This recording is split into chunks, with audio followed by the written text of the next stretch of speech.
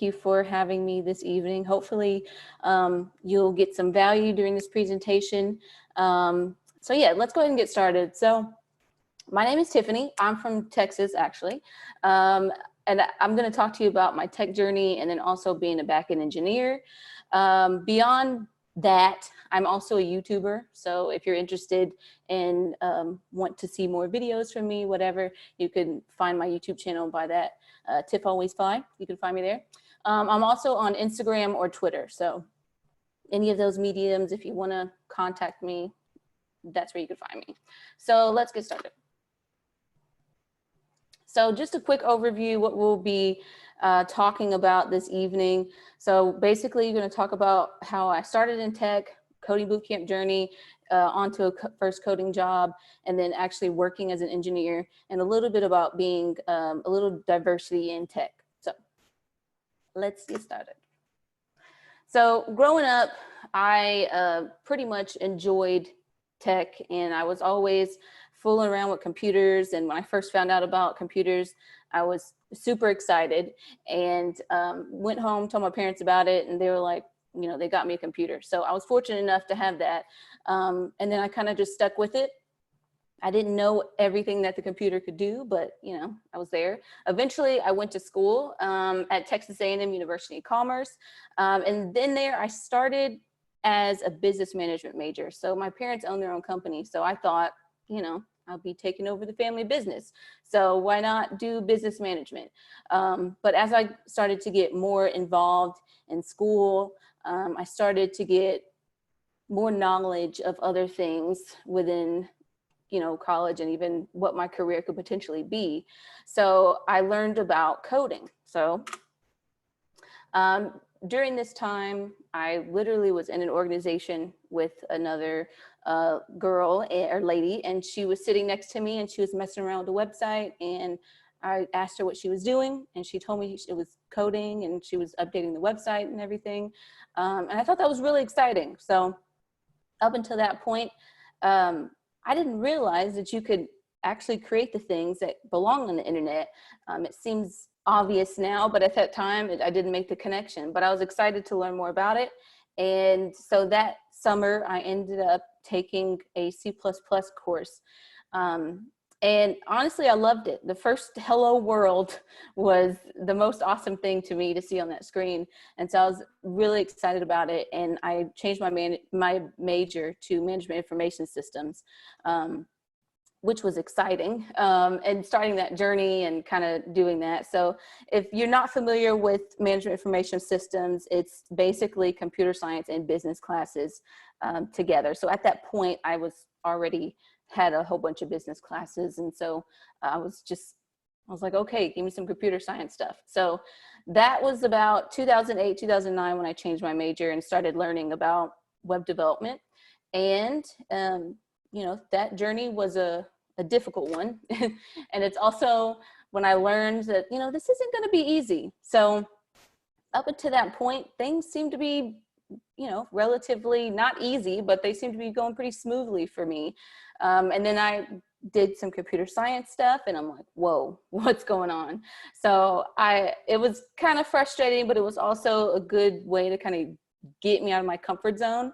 And so I would, you know, even though it was uncomfortable, I was like, all right, I was even more determined because I was like, let's do this.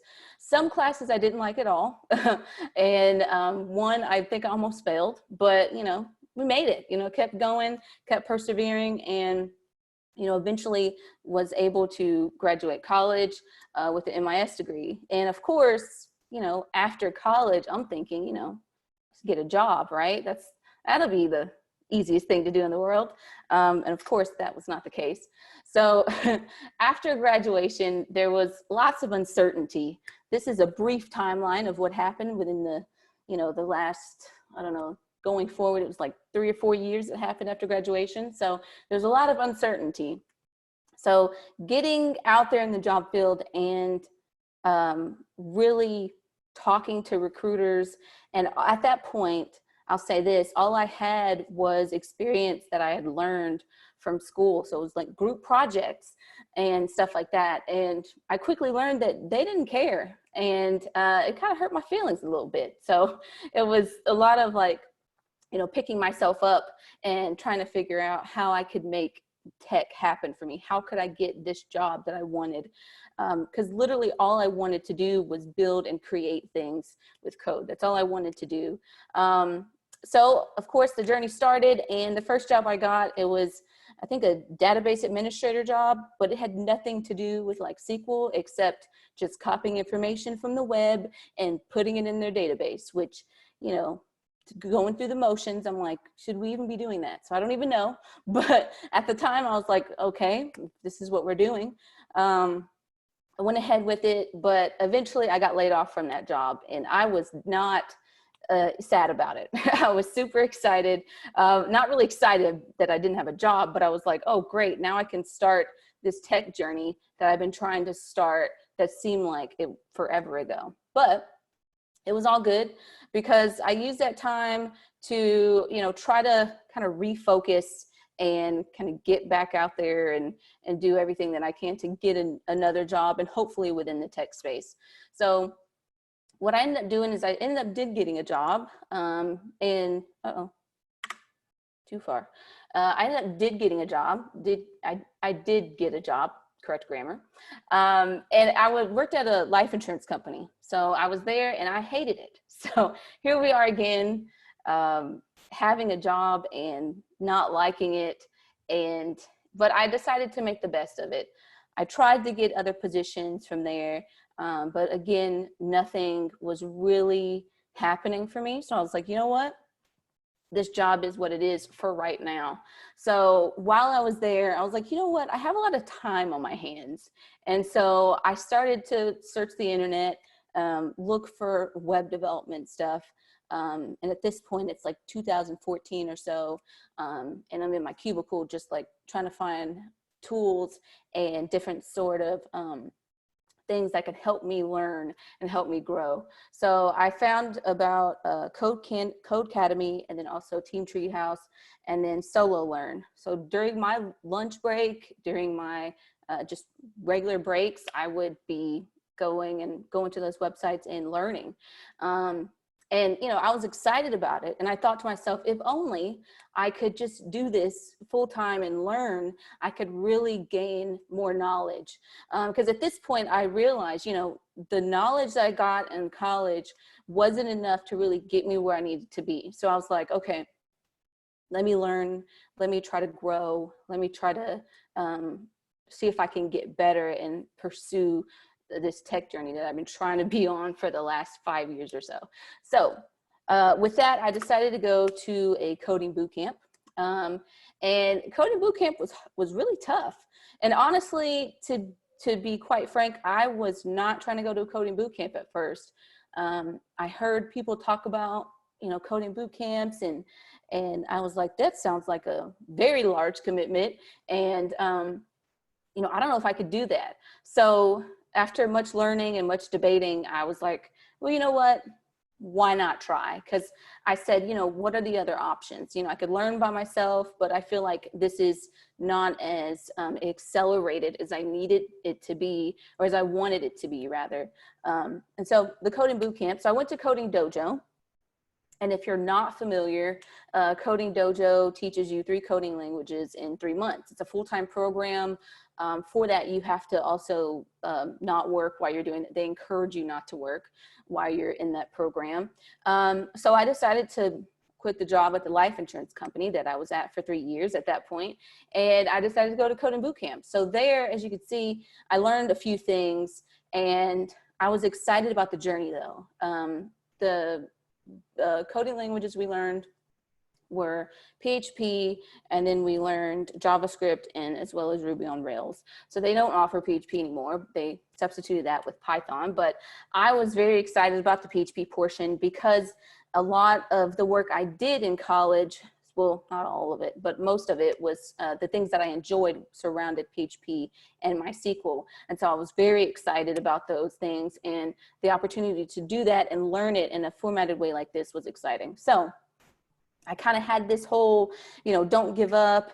And I really developed a really good work ethic while I was there, because all I had to do was just sit there and like really get all the information, soak up all the information that the instructors were giving me, but also really put forth the effort and learn. And I really was excited about doing that. So I also made mistakes, which is, it's a part of life, but it was one thing that, you're not going to have everything all, nice and pretty the way you want it to be.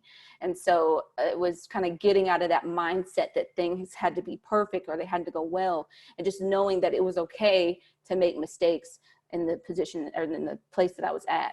So, after coding boot camp, it's like, you get a job, right? Everyone's looking forward to that. You hear all these advertisements and people are just like, yes, you can get a job and you can learn and grow and make X amount of dollars. And I was like, sign me up. But unfortunately, it didn't go exactly how they kind of painted the picture to be, which is a little unfortunate for me. But after coding boot camp, I realized, okay, it's time to jumpstart this job journey. And I had been here before, remember, back in college, looking for that tech job and getting rejected. And so I had that fear in my mind of like, what if this happens all over again? But I decided to persevere. But looking for a job is very competitive, especially when you're around coding bootcamp grads. There was about, I think it was like 10 or 12 in our group that graduated. And so literally that's your competition, along with everyone else that was in the coding bootcamp at that time, which in the Dallas area, there was a lot of coding bootcamps popping up around the same time. So there was a lot of people out there looking for jobs, and it was very draining, every day applying to jobs and hearing no's and not hearing back. And it was very frustrating for me. But I still persevered. So I started going to meetups and I started to network, and believe it or not, like that's tough for me. So I was like, oh no, I got to go and meet people and talk to people. Like, what do I say? Like, how do I do this? So it was a whole new aspect of trying to put myself out there that was very scary for me. But like I keep saying, I persevered. So during that time, I got a job, but it wasn't the coding job that I was looking for, which was rather unfortunate. But at that time, I had been out of the coding boot camp for about 3 or 4 months at that point. And I was like, you know what? I need a job. So I decided to take the job. But eventually that job phased out because I couldn't take it anymore. It's too much micromanagement going on. And there was an environment that I'd never been in before in regards to somebody watching your every move and like dictating your every step. It was too much. So I said, you know what?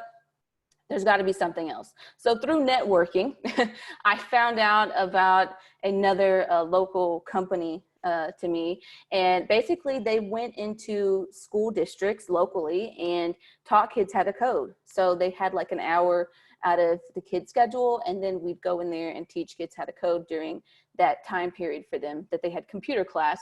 We taught coding. So it was elementary school kids, high school, and middle school kids. And then they also had after school programs as well. So I found out about that position through someone I met at a coding boot camp, and then we kind of stayed in touch. And so I was teaching.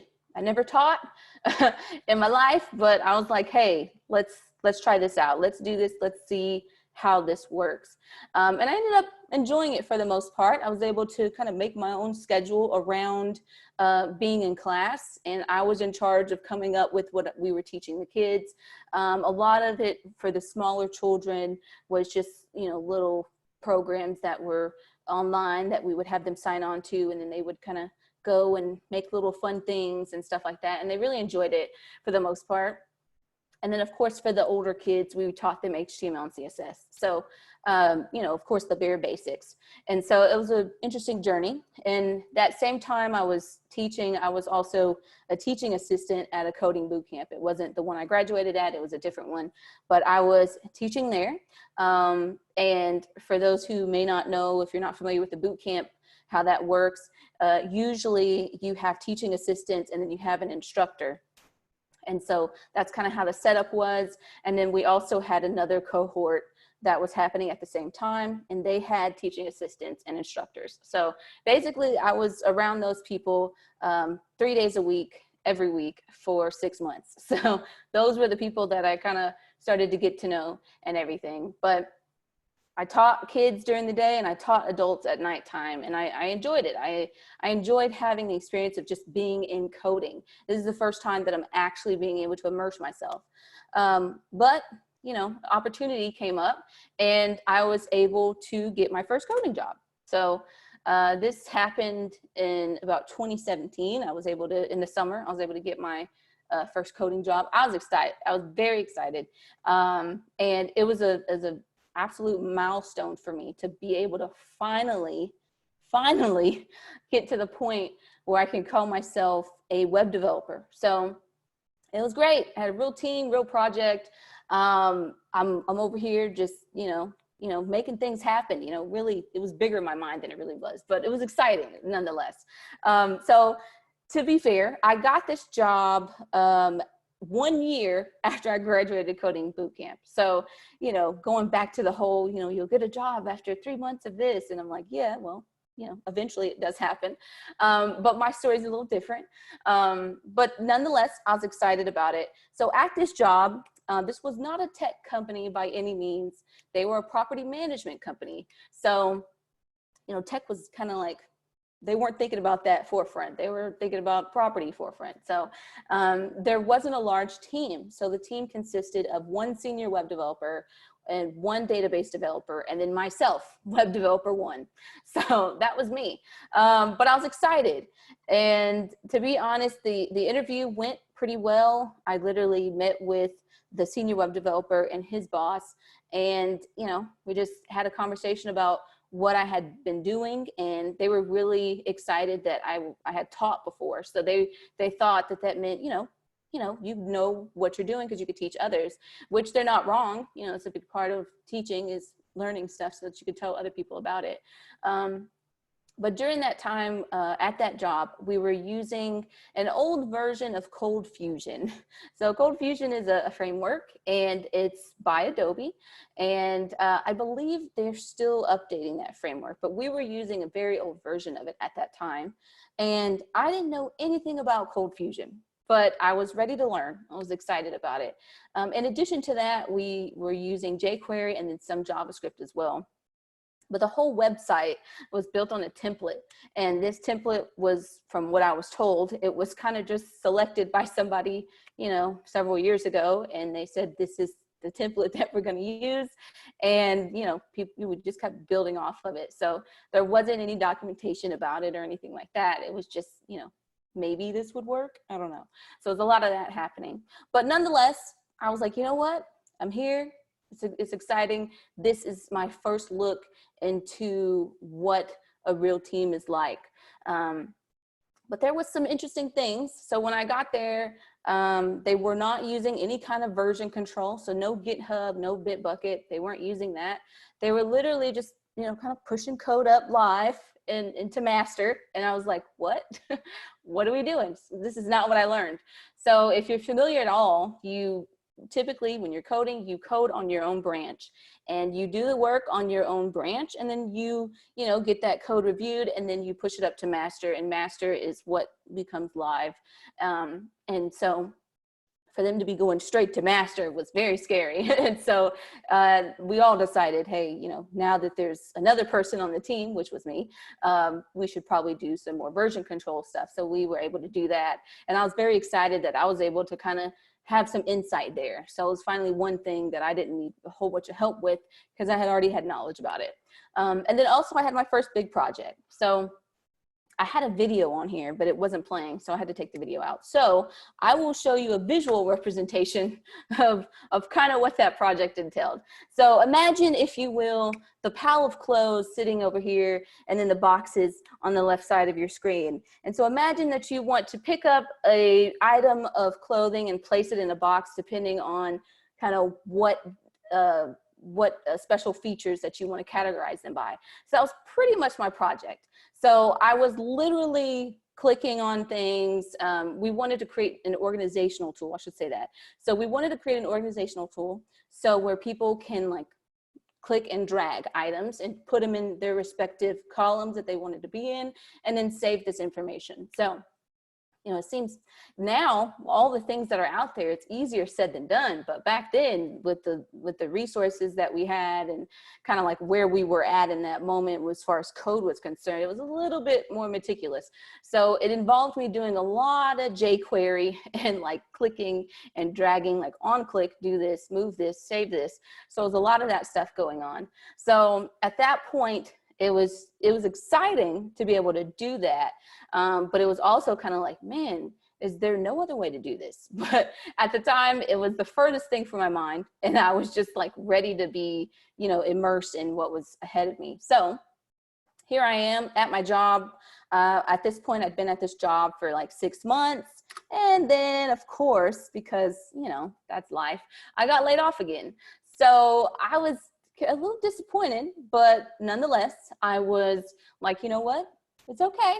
Everything will be okay. Just calm yourself down. It's fine. At this point, I'm used to being laid off. This is the second time. So I'm like, all right, this is what we're doing. And side note, if you're interested in any information about layoffs, check out my channel, put that plug in there. But also the biggest thing that came from this is, you know, I was able to reconnect with people that I had met at meetups. So if you remember me talking about going to meetups and networking, I met people there, of course. One person in particular was a director of engineering at a local company, and he was really excited about like my coding bootcamp experience, and it really intrigued him. And so I was like, cool. And I kept in touch with him. And then, you know, the layoff happened. So I was like, hey, you know, what's going on? So as soon as I packed up all my things, I went down to my car and I sent an email off to him, and I drove home. And then by the time I got home, it was about a 15-20 minute drive. So by the time I got home, he had answered and said, hey, you know, yes, there's an internship, you know, and then we kind of took the steps to proceed from there. So it was unfortunate that I got laid off, but it was fortunate that I was able to kind of have someone and other people that I had met to be able to lean to and to be able to be like, hey, this happened. Do you have anything? So a couple months later, because I got laid off, unfortunately, in December. So about a month later, I went to work and I was an intern at a company. So the company was a music licensing company and called Musicbed. And I was there working as an intern, a back-end engineer, an internship. And literally I knew how, I guess precious this opportunity was, because I don't hear a lot at that time. I didn't hear a lot about being a back-end engineer intern. Like there wasn't a lot of that around my area. And so I was like, this is good. You know, I'll be able to really hone in on the back end. There wasn't any one particular reason why I did like it, except for the fact that, you know, PHP was involved. So I was like, that's cool. Musicbed uses PHP and then Laravel. Laravel is a PHP framework. And then we also use SQL. So those were the things that I was starting to really understand. And I had a great time at the internship. Unfortunately, it was only part-time. So what that meant is I was, you know, I worked 2.5 days, and then after that, it was kind of just me learning on my own. And so it was kind of a weird setup. So if you're ever like in the internship situation, I do recommend a full-time internship when it's possible. But nonetheless, I was encouraged to learn and to grow. And I had very small pull requests that I would do, like maybe change the title on a page or something like that. So it was very small, but it was still a welcoming environment to ask questions. So Laravel has a group of videos that you can learn from, and they call them Laracasts. And so basically people, you know, it's exactly what you do on a learning site. You go there, you watch those videos, and you learn about how to make things using Laravel, PHP, MySql, and some other front-end tools that they use as well. So it was an exciting time to like really learn and grow and do really good there. So I was excited about it. The only thing I wasn't excited about is that the internship was 3 months. And at the end of the 3 months, there was not like a spot on the team for Musicbed. So what ended up happening is, let me pause here. The CEO owns 2 companies, Musicbed and Film Supply. And so they asked me if I would like to work at Film Supply. So I was like, sure, you know, and Film Supply, basically they license clips for your films. So basically I was like, sure, let's do that. So I did that. And I was working at Film Supply for a bit. And then, you know, I realized that this team is not the same as the team I just left. It's a one-person team. So I was working with a senior developer engineer there. And so it's a little different of a dynamic. I noticed that, you know, when I had questions and stuff like that, it wasn't as quick for the answer. And there was just some things that I just wasn't very positive about being there. So I was like, I don't know. I eventually decided to apply for a job just on the whim, because I had applied for a job the year before and got rejected. And I saw this job coming back around again the next year. And I was like, oh, you know, maybe it's a sign, you know, don't ever do that. But I decided, hey, you know, let me try this job. So I decided to go ahead and go for it. And I did. I went for the job. I had an interview. And it's interesting how life works out. And I keep mentioning networking and stuff like that, but the hiring manager for this role actually knew the instructor from me being a teaching assistant at that coding bootcamp I mentioned about early on. So he basically said, hey, do you know Tiffany? He's like, yep, you know, she was a teaching assistant. She did really good, blah, blah, blah, blah, blah. And basically, you know, I eventually got a job there. So they handed me an offer. And here I am at Film Supply for literally only 2 weeks. And then another company says, hey, we want to hire you too. And I'm like, whoa, this never happens. So what do I do? So I started to kind of weigh the options, right? And try to figure out what would be best. And at the time, I was like, you know what? Working at the other company would be a bigger team. They are trying to convert or update the framework that they're using to a different framework. They were planning to use Laravel. And I figured that would be a really good place to kind of really dig in and learn from the beginning. So I made the switch. So I decided to work for the other company, and they're called RealPage, and I worked there for, you know, going pretty good for a while, and then, you know, realized that, you know, things weren't going to change, and maybe they weren't as honest as they were as I thought they were going to be. And then management changed, and there's just all these things that kept happening, and I'm just like, maybe I made the wrong choice. But at that point, I was like, you know what? You know, I'm here now. We're just gonna make the best of it. I'm gonna stay here for a year, and I'm gonna just keep going. So out of nowhere, 7 or 8 months later, after being at that job, I actually got an email, and the email was from someone on the team at Musicbed, where I had the internship at. So this time it was a new director of engineering. The other director of engineering had moved to a VP position. And he's like, listen, I don't know what happened, you know, why you left or whatever. Cause at the time he was a project manager for the team.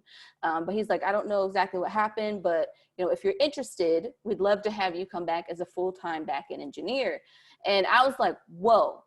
This is great. Like, this is exciting, because the whole time that I'm at RealPage, I'm like, man, it sure would be nice to kind of go back to that place of just learning and growing and having a supportive environment. So I was able to do that. So with that being said, I quit RealPage and decided to go to Musicbed. And thus and such, the journey of a full-time backend engineer begins. So you may be wondering, film and music, what's this? I will say something about that real quick. So I mentioned the CEO owns 2 companies. So we decided to merge together last year, about September, October or so, and we became Film and Music. So instead of just working on one product, I now work on 2 products, which is pretty cool. The code base is similar, but there's also some differences because of the kind of information that's being used. But still, Very excited to be at Film and Music, and this is where I'm currently at. I know it's kind of like a long journey, but just so we're clear, this is where I'm at now. As far as the company itself, we are about 50 or 60 people on the entire team. So it's still a relatively small company, which is nice, it's good. And so in addition to that, I'm on the product team, and the product team consists of designers, front-end engineers, and back-end engineers. And then we also have some contractors that are in Europe. So just so I could spell it out for you, there are 3 designers, and there's about 6 front-end engineers and 4 back-end engineers, and we have 4 contractors that are in the Europe area. So we have a pretty good team. We work pretty well together, and you know, constantly cranking out code. So just so you can kind of see, I'll walk through this slide of a typical day for me, and it kind of depends. So before pandemic times, I worked in the office twice a week, and then I worked from home 3 days a week. So I know most of you may not be from the Texas area, so let me just let you know.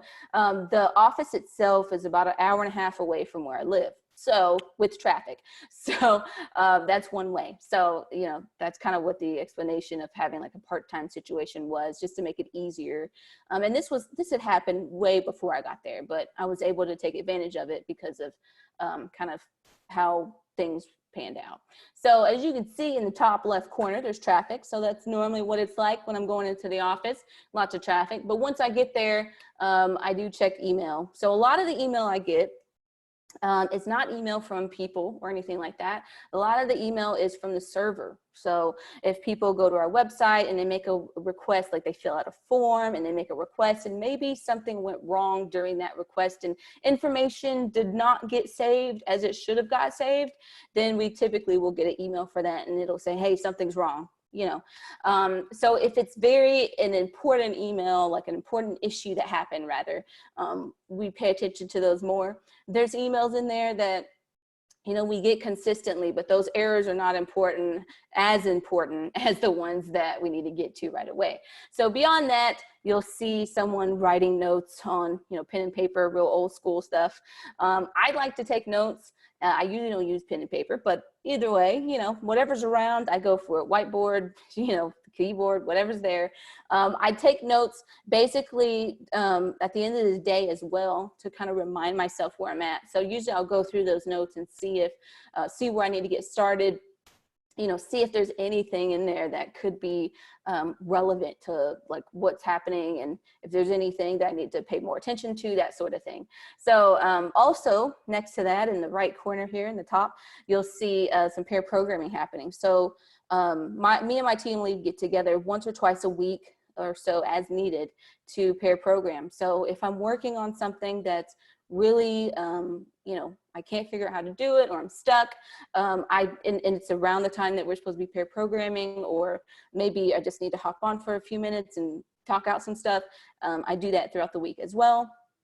And then other than that, I'm just kind of sitting down coding, getting stuff done. Sometimes I'm researching things. So sometimes I might go to Google and ask Google some questions. And then sometimes I've, you know, got the pen and paper or on the whiteboard, and I'm actually trying to figure out how to solve a problem. So that happens more than you know. And like I mentioned, I have a whiteboard next to me. So if ever I need to like write stuff down or think stuff out, that's typically where I head to do that.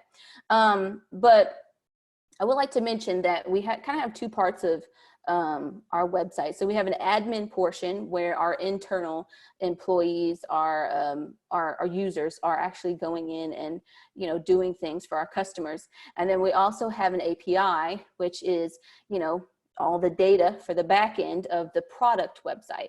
So when our customers are going in and, you know, filling out those forms and listening to that music and signing up for subscriptions, all that data that they're doing is then coming back to us on that API. And then we're doing all sorts of things with that data, whether we're saving it or we're deleting some things or whatever the case we're doing.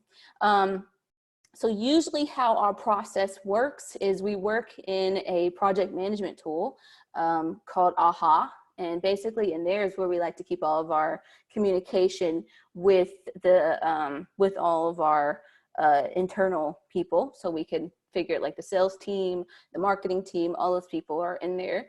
And usually those individuals will bring forth bugs or features that they want or need to be worked on. And then the back end and the front end team lead will then meet with our manager to kind of figure out, prioritize, see what's important.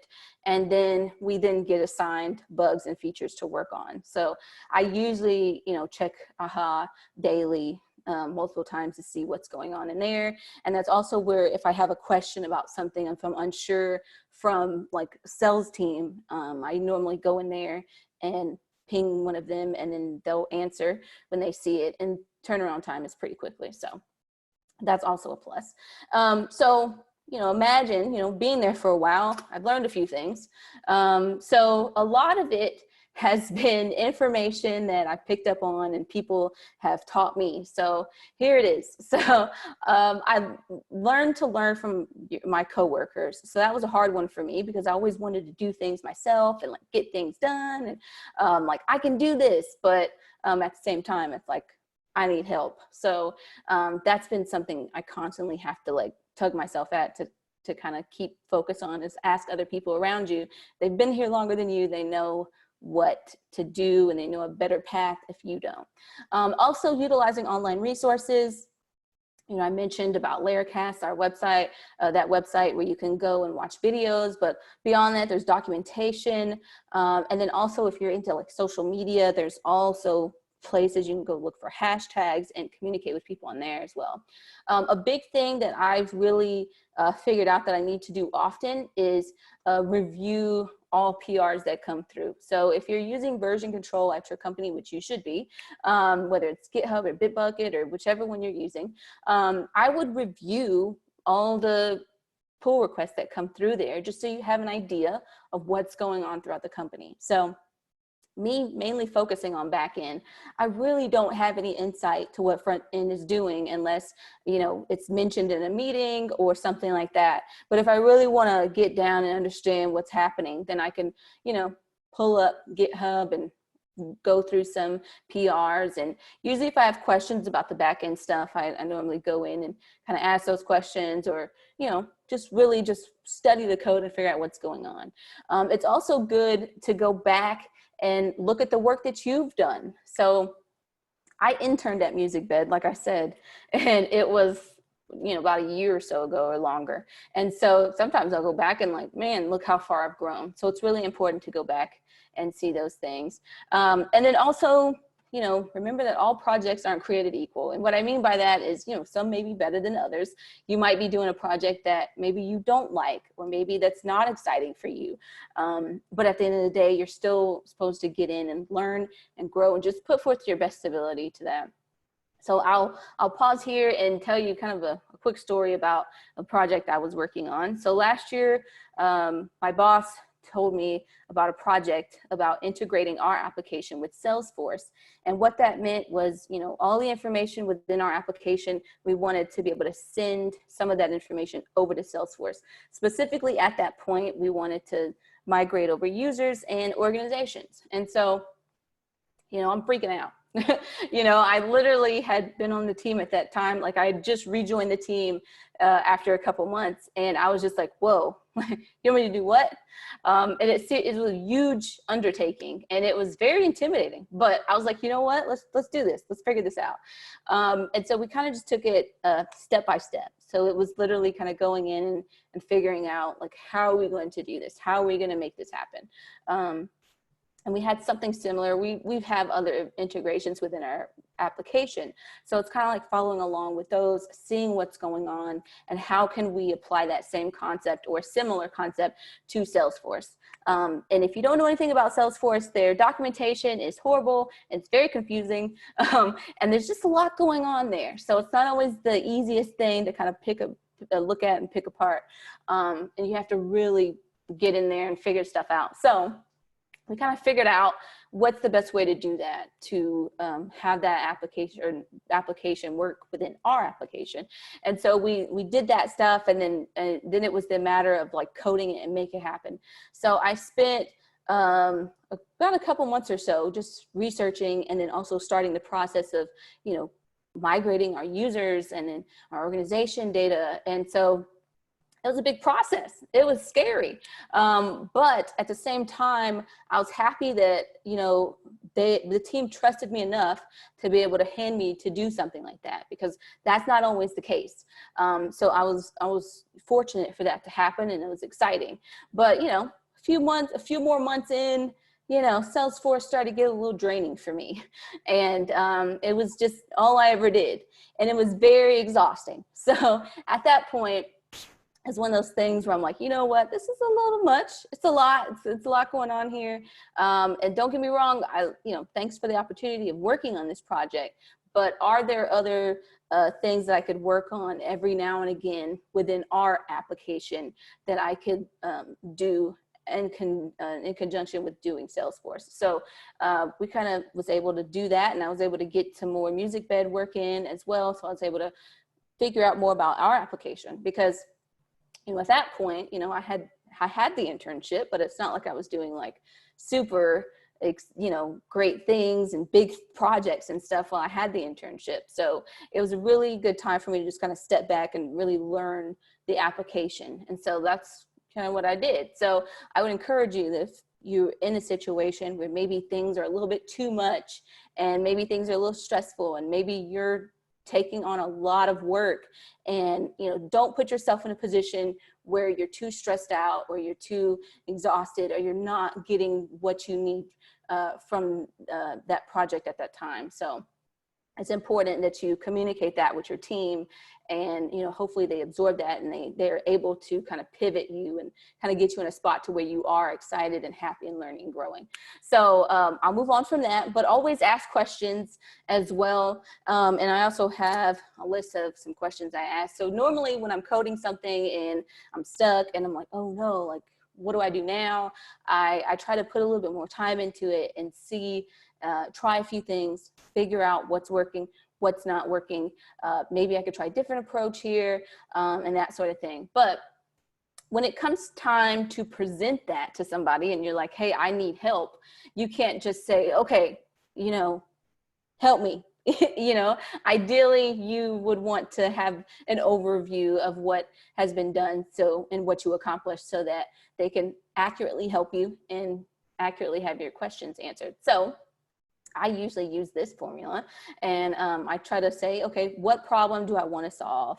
And then I say, okay, what have I done so far, and what has or has not worked? And then I would ask them, how would you solve this? Or how would you go about this? Or am I doing this the right way? And so I kind of use that formula every now and again whenever I ask questions, just to kind of keep myself on track, because I could lose kind of insight of what really needs to happen. So it's important that you ask questions. And I know a lot of people tell you to ask questions, but sometimes you don't know which questions to ask. I find myself in that position. So if you're stuck, you can kind of start there, and hopefully that'll help you kind of get unstuck for a little bit and be able to talk to somebody about it, and hopefully come up with a valid conclusion with that. So with that being said, I'm going to talk a little bit about diversity in tech and some other community stuff, and then I will wrap up. So when it comes to diversity, it's something that's super important for me, but I decided to kind of give you a number of kind of like women and people of color I've seen on the job at places that I've worked at. And it's literally 3 out of 4. And I included my internship experience with that, because at one point there were none. So I decided to go ahead and show this to you, just so you have an idea of my journey. But I'd also want you to know that just because there were other women and people of color, you know, that doesn't mean that that anxiety or whatever you're feeling is still not there. So sometimes, you know, this is how I'm feeling when, you know, I'm in a workplace where most people don't necessarily look like me. So I have thoughts of like, you know, am I the diversity hire? Is this, you hired me because of the color of my skin? Is that what's happening? So that's a really scary one when you feed your mind with those thoughts. And then sometimes I just feel lost. And other times I'm just like, you know, I don't really belong here. But it's important, like if you ever are feeling any of those things, that you do kind of think of the other side of that. So with me questioning as to whether I'm the diversity hire, you know, I have to keep reminding myself that, you know what, I worked really hard to get where I'm at, you know, and this was it's a big struggle for me to get here. And I'm excited to be here. But I also have to pat myself on the back and say, you know what, I did a lot of work. I had a lot of help, but I also did a lot of work to get to where I'm at. And then also when I'm feeling like I don't belong, I have to remember that, yes, I do belong. You know, you have to fill yourself with people around you that care about you and are going to cheer you on and be that person and be people in your life that you could get encouragement from. But also you have to encourage yourself a lot of times. And then also just with feeling lost, I encourage you to seek guidance. So if you remember working on that project with Salesforce, and I'm just like, oh my gosh, at that point, there was a long time, and this was just last year, but there's a long period of time where I'm just like, what am I doing? You know? And I just didn't know anymore. I didn't know about a lot of things. I was like, I don't really know. Like, what am I doing here? So I seek guidance, not only from, you know, pivoting into other stuff within the application, but also just personally. And then that also comes with having people around you to speak to as well. So if you can talk to your team members, or if you are part of a different organization, then you certainly need to lean on those individuals to kind of go to and ask questions to as well. And then beyond that, if there's anything, you know, personal matters and you feel like maybe those things aren't helping, you know, don't be afraid to, you know, seek therapy as well. I don't talk about this a lot, but I also see a therapist every now and again, and I found that it's really helped. So if you're one of those people that, you know, maybe you've tried all these other things and stuff just isn't working for you, maybe you need to seek outside assistance. And there's nothing wrong with that at all. It's something that sometimes you just have to do it, and you need to do it to be able to get to a place where you do feel okay and you don't feel lost and you're just like focused and where you want to be. So with that being said, here are some diverse communities as well. And of course, don't forget Tech by Choice as well. But for me, Women Who Code was a big community in my life that provided a huge impact. And I said I went to meetups after coding bootcamp, and this was one of the first ones I went to. So they have various meetups at various locations, and then they have a conference as well if you're interested. And then also Blacks in Technology was another group that was, you know, really just excited to be a part of it, because here there are people that, you know, finally looked like me, and I felt like, you know what, this is okay. Like, I feel okay. I do belong here. This is okay. Other people are doing this that look like me. But they have a meetup, and they have various meetups around the globe. And then they also have Slack and a conference as well. The conference is canceled because of Corona, but it's still okay because there's still a Slack group, and there could be a meetup near you. And then there's also Black Tech Pipeline. They have a Slack channel, and then they're also on Twitter as well. So if you're not familiar with the hashtag, then you can go on Twitter, search the hashtag Black Tech Pipeline or Black Tech Twitter, either one of those, and then you should, you know, see kind of different people in there. Some people put it in their profile, the hashtag, and it's another way to kind of connect with people. But they also have a Slack channel. So if you search Black Tech Pipeline or Black Tech Twitter, you should be able to find it on the internet.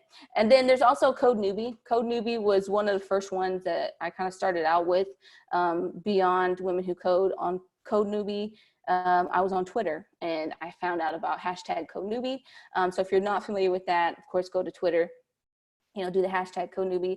And then it's not just for those that are new to tech, even though the name kind of infers that, but it's a supportive community for all. So if you're interested in kind of seeing more about that hashtag and kind of what all that entails, you can also join their Slack channel. And they also have a conference called Codeland, which is coming up in a couple months. It's virtual, but it should be a good time nonetheless. So with that, that is all I have. If you're interested in connecting with me, you could find me at any of these places at Tiff Always Fly, so YouTube, Twitter, or Instagram, and then you can also email me as well. So if you have any questions that maybe don't make it within here, or maybe something you thought about later, feel free to reach out to me there. And that is all I have.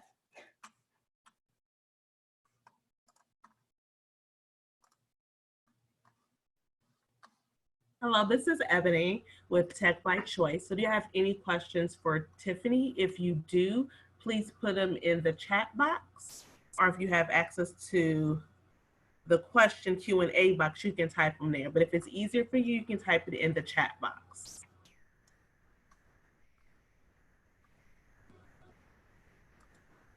Mhm. Hey, Tiffany, that was a really great talk. Thank you again for doing Yes. this for us. Your experience and your background, um, like I feel like that story of getting laid off and trying to find the right gig, it happens a lot and it's something that's very common, but it's not something that a lot of people talk about openly. So I really appreciate that and thank you. Yes, for sure. Yeah, it's a big part of my life. So I'm like, you know what, it's here. This is what we're going to talk about. So I'm always happy to share this information with people, just because, like I said during the presentation, some people have different experiences, and it may be not like everybody else's. So I'm excited to always share that information as well. So thanks for having me as well. I appreciate it. Thank you.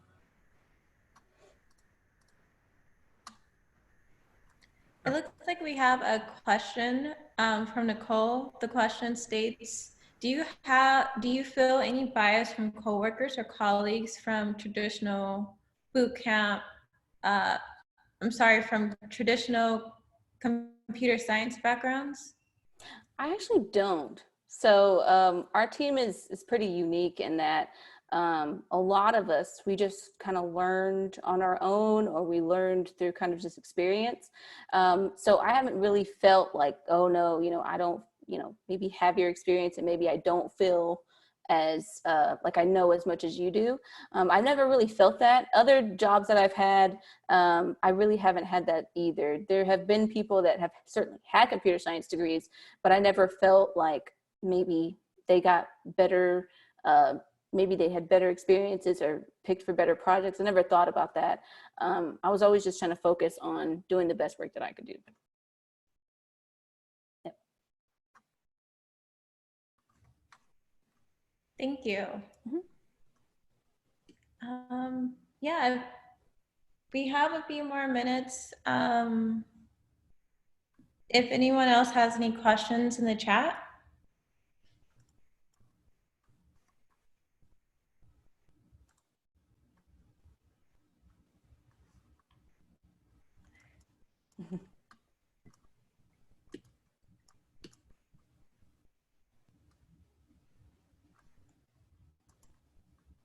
No, no questions. We're getting some thank yous. I'll take them. You're welcome.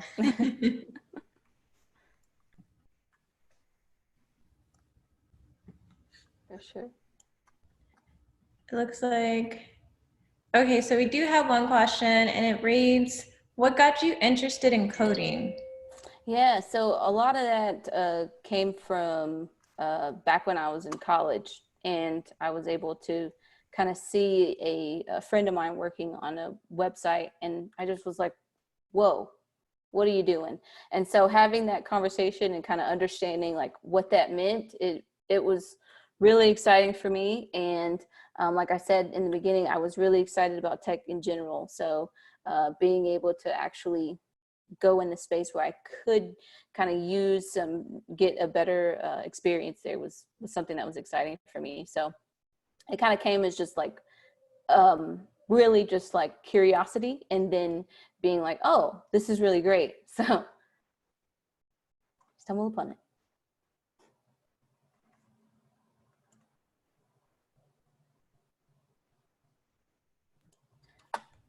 That's awesome. Yeah, just being able to see someone else work on this and do it first and let you know that it's doable, it's so important. Mm-hmm. It looks like we got another question from the chat.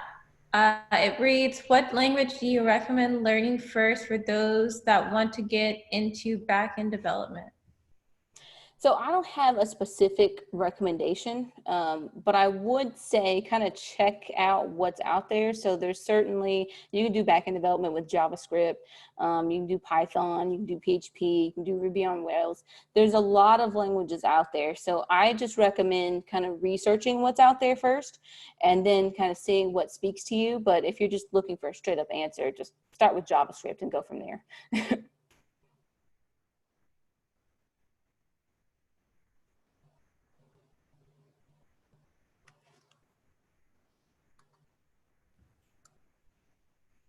Yeah, I think I read somewhere that the first language you choose should just be something that seems good to you and easy to read, and that it makes it easy for you to study. And I think that's all of what you said, and that is really important. Mm-hmm. Yeah, if you don't like what you're doing, you know, we're in a unique position to where if it's not really quite what you want, or you can try something else. So, but definitely just start. Yes. Looks like we have another question from the chat. It reads, any interview prep resources you'd recommend or use? So a lot of what so going back into like coding bootcamp days, we did a lot of like whiteboard coding. So every day we'd get on the whiteboard and you know, code out answers to questions. So a lot of the prep that I kind of still stand by to is just literally making sure that, you know, I have that same mindset as when I'm at the whiteboard. So what that means is just making sure that I'm asking questions and trying to code as much as I can, but also making sure that I understand what's happening and constantly asking questions. So a lot of the prep comes from basically being comfortable talking to other people and being comfortable not knowing. So it's not necessarily easy to get comfortable right away, but you should be encouraged to ask questions and learn and those sorts of things. So I definitely recommend doing that, either practicing with somebody, or I'm sure there's other meetups that have kind of coding bootcamp, or not coding bootcamp, but coding, whiteboard coding prep and those sorts of things.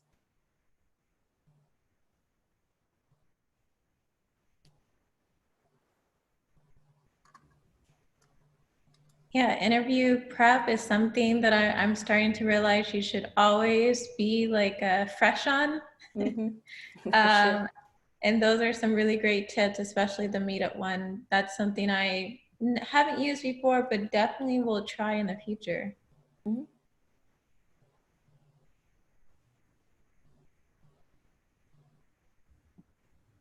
So we're getting lots of thank yous and very inspirational. Thank you for telling your story, because it was great listening to you. Definitely appreciate it. Thank you all so much for tuning in. Yes, yes. We had a good crowd this time.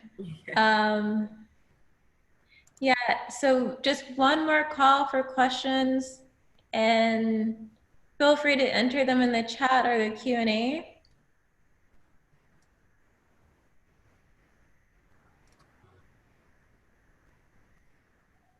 It's always odd to like wait for this part of it. I feel like we should like have some like theme song music in the background or something. Some like elevator music happening. Yeah. Oh, we have another question. Will a copy of this be available anywhere? I had an important call, bad timing. Yes, we will have this uploaded on our YouTube page in about a week. And we have another question. Did you have a skills test for your first job, Tiffany? So a skills test are they like, I guess maybe like a coding skills test, maybe is what they're referring to. I did have I was supposed to have a whiteboard test for my first job. So she said yes. So I was supposed to have a whiteboard coding interview, but I ended up just sitting at a computer and they had it, you know, kind of projected on the screen, and we kind of just worked through a problem together. Actually several problems together. So yeah, it was mainly just coding with somebody.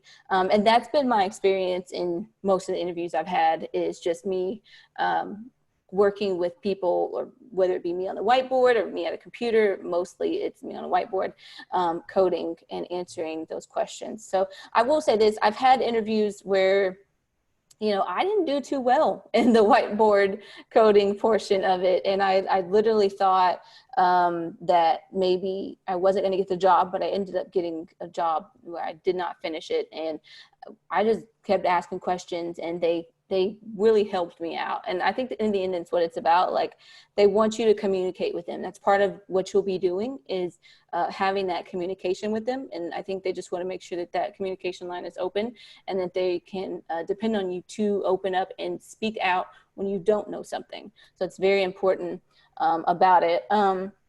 And I see now that she's asking as well, did I come out with some finished code? And so I'll go ahead and answer that if you don't mind.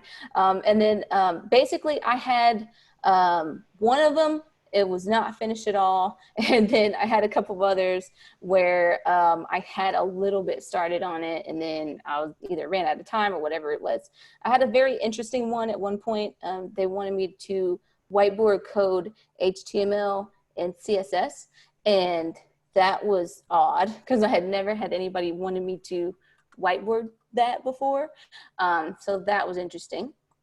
But nonetheless, I was kind of able to get most of that out and pretty much coded a website like on a whiteboard.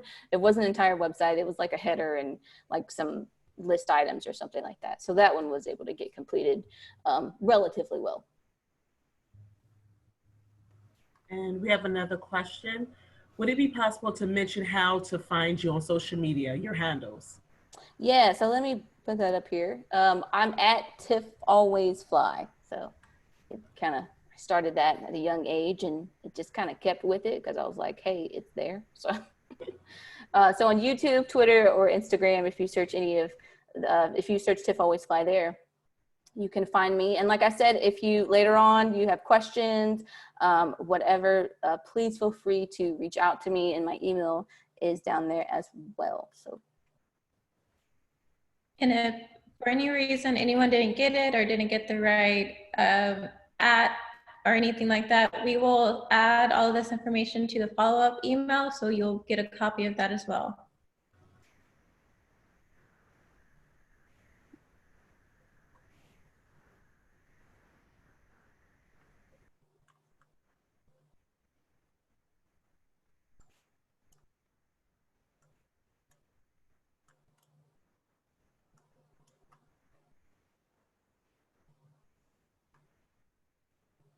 Okay. So again, Tiffany, thank you so much. You've got a lot of thank yous from the chat. This is a great conversation starter and a lot of information that we got to take in. We got a notification. But yes, thank you. And I just wanted to thank everyone who was able to come and host this, and Ebony for getting us all connected together to have this webinar. This is really great. Since there's no more questions for tonight, I'm going to go ahead and end the webinar.